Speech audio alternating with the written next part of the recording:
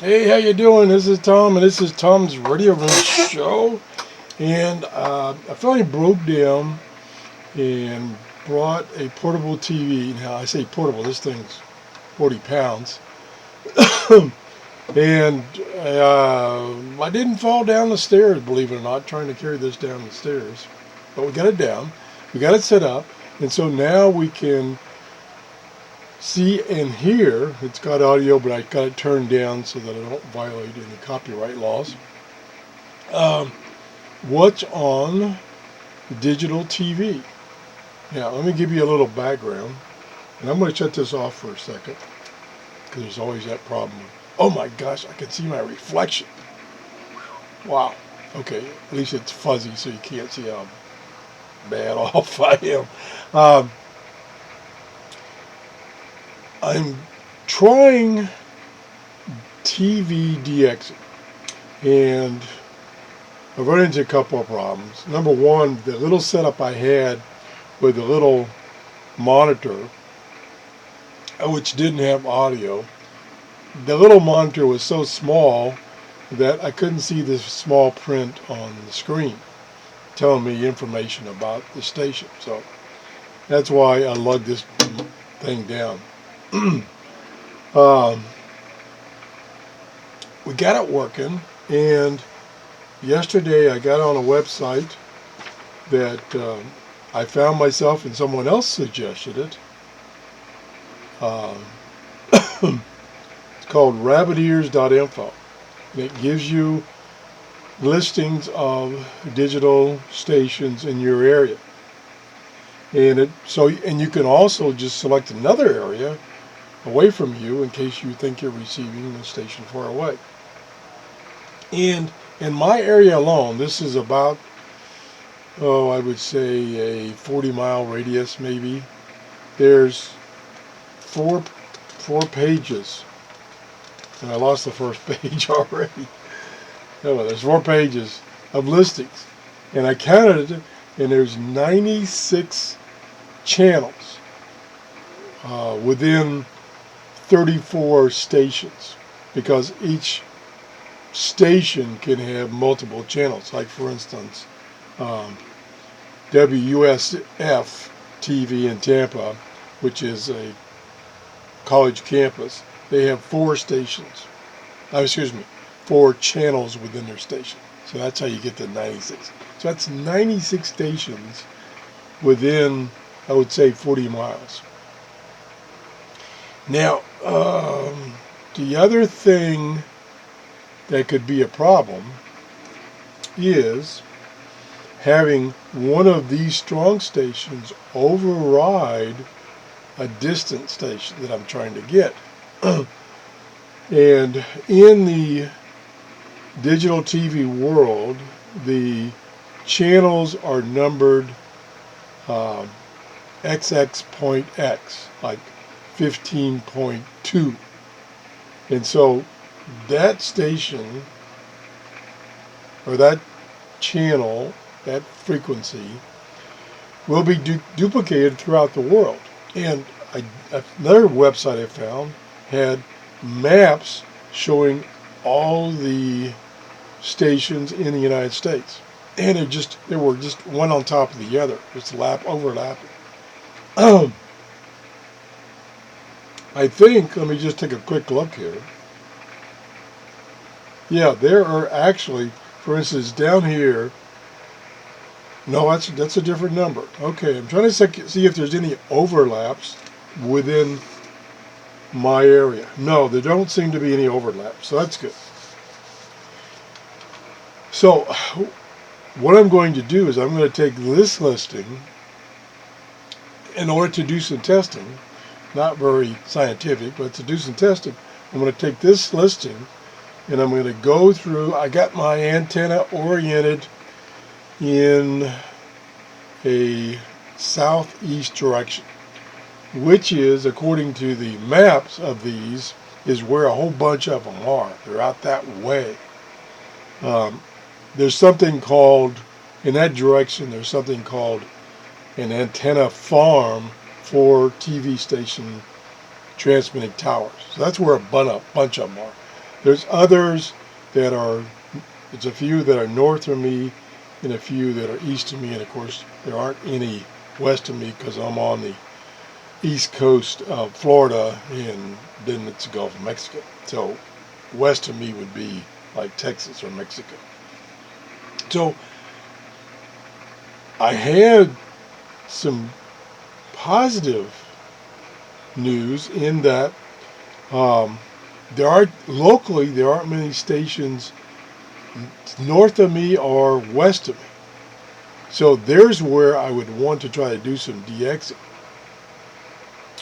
I would say probably northeast to all the way around to southwest, and maybe even a little further, because I want to stay away from, like I say, the local stations that are southeast of me.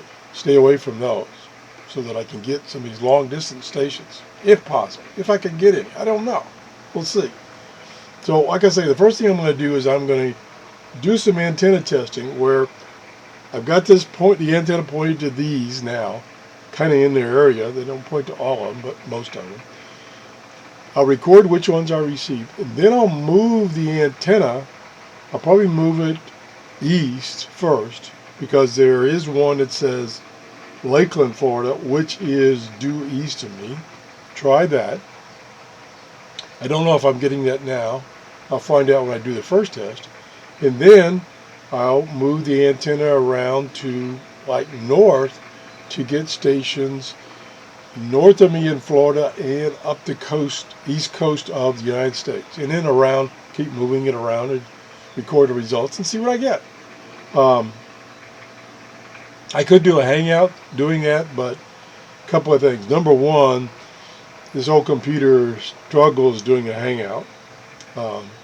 So I noted that even when I'm only using a webcam and doing the hangout and not running any software like SDR software or anything like that, I still get dropouts.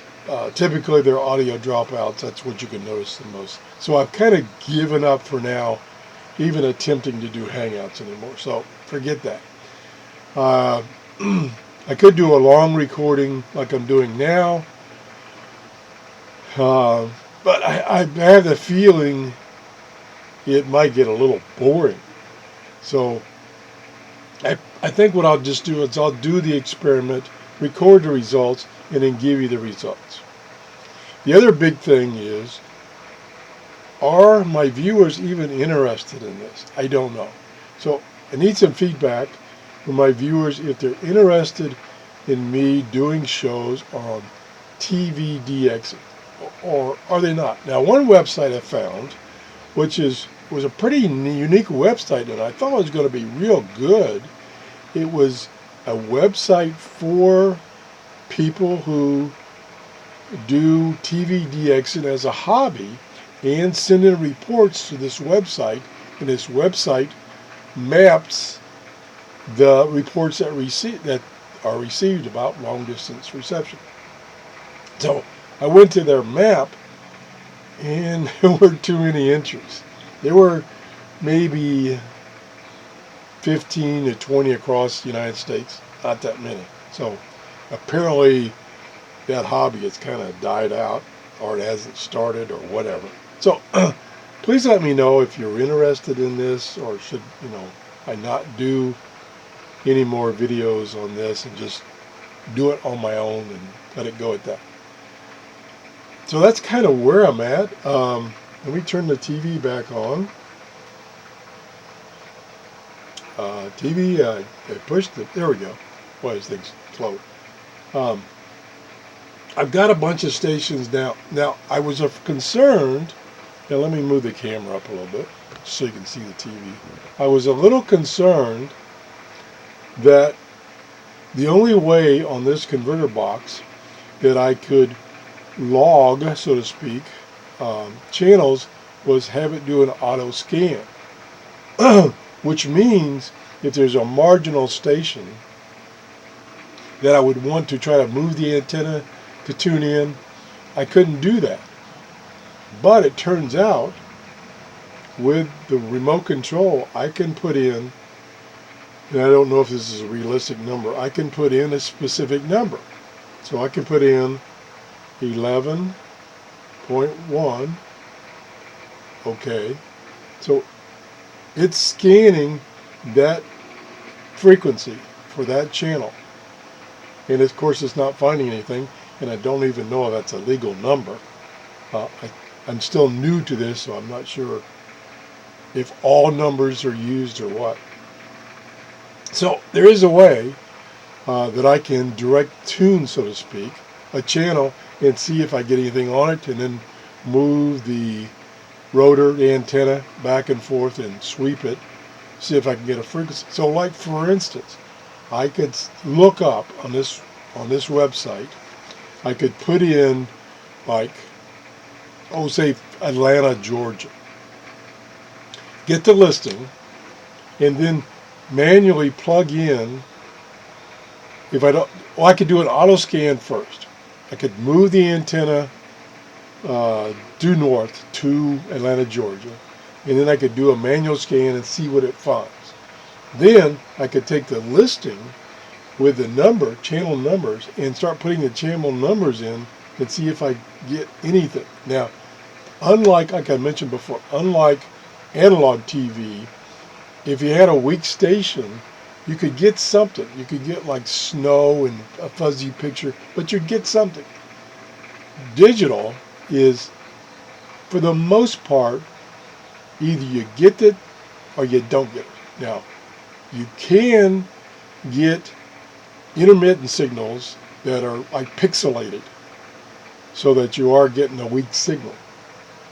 So you still can do that. But as far as trying to have the tuner, in this case this little box right here, capture a weak signal and show you something, less likely in the digital world. So that's where I'm at. Again, you leave me a comment or even send me an email to TRRS73@gmail.com. Let me know if you're interested in this, or if you have any ideas, or if you're doing this yourself and you can give me some tips and hints. That'd be great. That's it. Have a nice day. Bye-bye.